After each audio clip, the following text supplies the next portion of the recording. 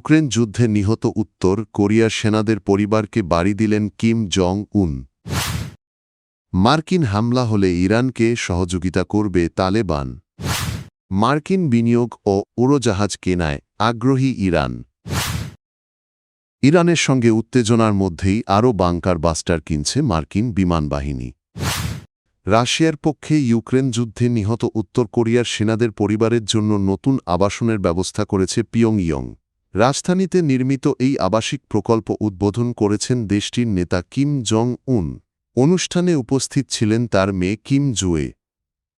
রাষ্ট্রীয় সংবাদ মাধ্যম জানায় কিম এই প্রকল্পকে নিহত সৈন্যদের আত্মত্যাগের প্রতীক হিসেবে উল্লেখ করেছেন।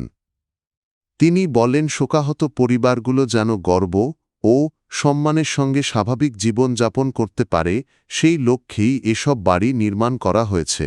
নির্ধারিত সময়ের আগেই কাজ শেষ করার নির্দেশও দিয়েছিলেন তিনি। প্রকাশিত ছবিতে দেখা গেছে কিম নিহতদের পরিবারের সঙ্গে কথা বলেন এবং নতুন বাড়িগুলো পরিদর্শন করেন। তথ্য অনুযায়ী রাশিয়ার সঙ্গে প্রতিরক্ষা চুক্তির আওতায় 2024 সালে প্রায় 14,000 উত্তর কোরীয় সেনা ইউক্রেন যুদ্ধে অংশ নেয়। দক্ষিণ কোরিয়া ও পশ্চিমা সূত্র বলছে তাদের মধ্যে 6,000-এর বেশি নিহত হয়েছেন। সাম্প্রতিক সময়ে যুদ্ধাহত ও নিহত সেনাদের সম্মান জানাতে উত্তর কোরিয়া একাধিক অনুষ্ঠান করেছে, যার মধ্যে নতুন স্মারক কমপ্লেক্সও রয়েছে। ইরানে সম্ভাব্য হামলার প্রস্তুতি হিসেবে মধ্যপ্রাচ্যে বড় নৌবহর মোতায়েন করেছে যুক্তরাষ্ট্র। পাশাপাশি পারস্য উপসাগরের কাছে আরও একটি নৌবহর পাঠানোর ঘোষণা দিয়েছেন প্রেসিডেন্ট ডোনাল্ড ট্রাম্প। এই উত্তেজনার মধ্যেই ইরানকে সহায়তার ইঙ্গিত দিয়েছে আফগানিস্তান। তালেবান মুখপাত্র জাবিহুল্লাহ মুজাহিদ জানিয়েছেন, মার্কিন হামলা হলে ইরান অনুরোধ করলে আফগান জনগণ সহানুভূতি ও সহযোগিতা দেখাবে। তবে তিনি স্পষ্ট করেছেন, এর মানে সরাসরি যুক্তরাষ্ট্রের বিরুদ্ধে যুদ্ধে জড়িয়ে পড়া নয়। ইরাকের শিয়া মিলিশিয়ারা আগেই ইরানের পাশে থাকার ঘোষণা দিয়েছে। কিন্তু মধ্যপ্রাচ্যের বেশিরভাগ দেশ যুদ্ধ নয় বরং আলোচনার মাধ্যমে সংকট সমাধানের ওপর জোর দিচ্ছে। তালেবানও বলছে তারা যুক্তরাষ্ট্র ইরান সংঘাত চায় না এবং পারমাণবিক ইস্যুর সমাধানে কূটনীতিক পথই সবচেয়ে কার্যকর।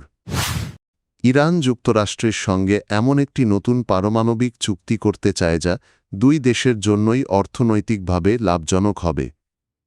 কয়েক দিনের মধ্যেই তেহরান ও ওয়াশিংটনের মধ্যে দ্বিতীয় দফা আলোচনা হওয়ার কথা।